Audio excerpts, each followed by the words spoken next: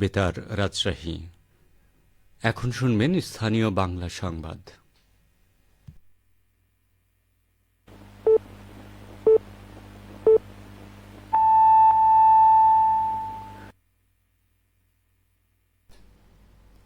আসসালামু আলাইকুম।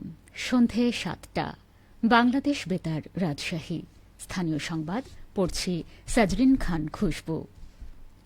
আগামী ১০ এপ্রিল হতে ১৩ মে পর্যন্ত ২০২৫ সালের মাধ্যমিক স্কুল সার্টিফিকেট এসএসসি দাখিল, এসএসসি ভোকেশনাল ও দাখিল ভোকেশনাল পরীক্ষা অনুষ্ঠিত হবে। পরীক্ষা চলাকালীন আইন শৃঙ্খলা রক্ষা করার নিমিত্তে কিছু নিষেধাজ্ঞা আরোপ করেছে রাজশাহী মেট্রোপলিটন পুলিশ। আজ আরএমপি কমিশনার মোহাম্মদ আবু সুফিয়ান নিষেধাজ্ঞা উপলক্ষে গণবিজ্ঞপ্তি জারি করেছেন। পরীক্ষা চলাকালে রাজশাহী মেট্রোপলিটন পুলিশ আইনের ক্ষমতা বলে পরীক্ষা কেন্দ্রসমূহের চতুর্দিকে ২০০ গজের মধ্যে মিছিল, মিটিং, সমাবেশ, বিক্ষোভ প্রদর্শন, মাইকিং, বিস্ফোরক দ্রব্য ও অস্ত্রশস্ত্র বহন নিষিদ্ধ ঘোষণা করা হয়েছে। আইন অমান্যকারীদের বিরুদ্ধে যথাযথ আইনানুগ ব্যবস্থা গ্রহণ করা হবে বলেও গণবিজ্ঞপ্তিতে উল্লেখ করা হয়। নওগাঁয় জেলা কৃষক দলের ঈদ পুনর্মিলনী ও সাংগঠনিক সভা অনুষ্ঠিত হয়েছে। আজ দুপুরে সদর উপজেলা পরিষদ হলরুমে অনুষ্ঠানে প্রধান অতিথি ছিলেন কৃষক দলের কেন্দ্রীয় কমিটির সাংগঠনিক সম্পাদক ও রাজশাহী সাংগঠনিক বিভাগের দায়িত্বপ্রাপ্ত নেতা শফিউল আলম শফি। অনুষ্ঠানে বক্তারা বিএনপির ভারপ্রাপ্ত চেয়ারম্যান তারেক রহমান কর্তৃক ঘোষিত রাষ্ট্রকাঠামো মেরামতের ৩১ দফা তুলে ধরেন।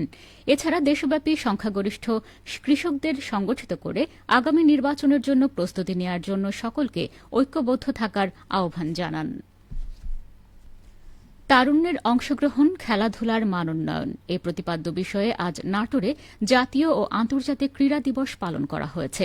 দিবসটি উপলক্ষে জেলা প্রশাসকের সম্মেলন কক্ষে আয়োজিত আলোচনা সভায় সভাপতিত্ব করেন জেলা প্রশাসক আসমা শাহীন। সভায় অন্যান্যের মধ্যে বক্তব্য রাখেন অতিরিক্ত জেলা প্রশাসক মোহাম্মদ আবুল হায়াত, জেলা ক্রীড়া অফিসার রাকিবুল হাসান এসামি এবং ক্রীড়া সংগঠক ও ক্রীড়াবিদগণ।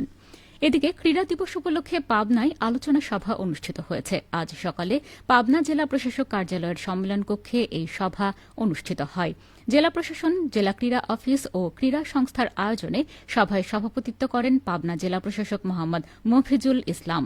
সভায় অতিরিক্ত জেলা প্রশাসক মোহাম্মদ জাহাঙ্গীর আলম, এনএসআইয়ের যুগ্ম পরিচালক তৌফিক ইকবাল সহ জেলা ক্রীড়া অফিস ও ক্রীড়া সংস্থা এবং বিভিন্ন সরকারি প্রতিষ্ঠানের প্রধানরা উপস্থিত ছিলেন। সিরাজগঞ্জে পালিত হয়েছে আন্তর্জাতিক ও জাতীয় ক্রীড়া দিবস। আজ সকালে জেলা প্রশাসন ও জেলা ক্রীড়া অফিসের উদ্যোগে দিবসটি উপলক্ষে জেলা প্রশাসক কার্যালয় প্রাঙ্গণ থেকে একটি বর্ণাঢ্য র্যালি বের হয়। র্যালিটি শহরের প্রধান প্রধান সড়ক প্রদক্ষিণ করে একই স্থানে এসে শেষ হয়।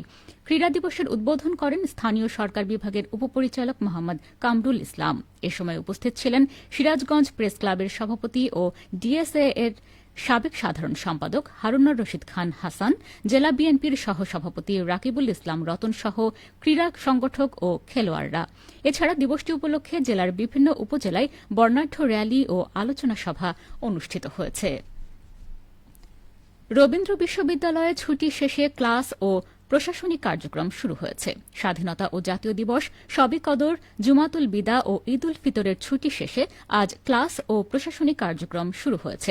শিক্ষক, শিক্ষার্থী, কর্মকর্তা ও কর্মচারীদের পদচারণায় মুখরিত হয়ে উঠেছে বিশ্ববিদ্যালয় ক্যাম্পাস।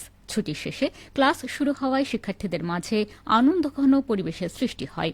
রবীন্দ্র বিশ্ববিদ্যালয়ের ভাইস চ্যান্সেলর প্রফেসর ড এস এম হাসান তালুকদার দিনের শুরুতেই বিশ্ববিদ্যালয়ের শিক্ষক, শিক্ষার্থী, কর্মকর্তা ও কর্মচারীদের শুভেচ্ছা জানান।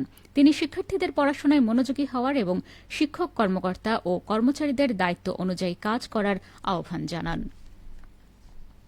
নওগাঁ জেলায় চলতি মৌসুমে ১,৯২,৯২০ হেক্টর জমিতে বোরো ধানের চাষ হয়েছে। ইতোমধ্যে সবুজ ধান খেতে ভরে উঠেছে মাঠগুলো। চাষিরা বলছেন, চলতি মৌসুমে জেলায় অধিক ফলনশীল ও জনপ্রিয় জিরাশাইল, ব্রি ধান ২৮, ২৯, ৮১, ৮৯, ৯২ এবং কাটারি ভোগ জাতের ধানের চাষ বেশি হয়েছে। আবহাওয়া ভালো থাকায় ফসল ভালো হয়েছে। নওগাঁ জেলা কৃষি সম্প্রসারণ অধিদপ্তরের উপপরিচালক আবুল কালাম আজাদ বলেন, আগামী ১৫ দিনের মধ্যেই ধান গাছে ফলনের দেখা মিলবে, তাই এ সময়টা খুব গুরুত্বপূর্ণ।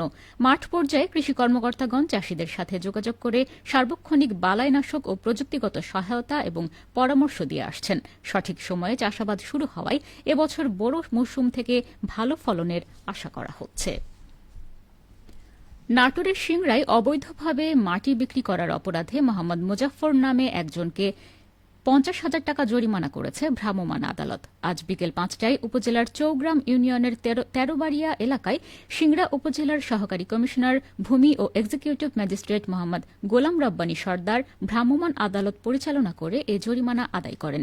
তিনি জানান, উপজেলার তেরোবাড়িয়া এলাকায় অবৈধভাবে মাটি বিক্রি করার অভিযোগে একজনকে ভ্রাম্যমাণ আদালতে ৫০,০০০ টাকা জরিমানা, অনাদায়ে ৩ মাসের কারাদণ্ডাদেশ প্রদান করা হয়। তৎক্ষণাৎ তিনি জরিমানার অর্থ পরিশোধ করেন। সবশেষে আবহাওয়া। আজ রাজশাহীতে সর্বোচ্চ তাপমাত্রা ছিল ৩৬.৫ ডিগ্রি এবং সর্বনিম্ন ২৫ ডিগ্রি সেলসিয়াস। সন্ধ্যা ৬টায় বাতাসে আপেক্ষিক আর্দ্রতার পরিমাণ ছিল ৪৫%। রাজশাহী ও পার্শ্ববর্তী এলাকায় আগামীকাল সূর্যোদয় ভোর ৫টা ৫১ মিনিটে। সংবাদ শেষ হল। আমাদের পরবর্তী স্থানীয় সংবাদ প্রচারিত হবে আগামীকাল সকাল ৮টা ১০ মিনিটে।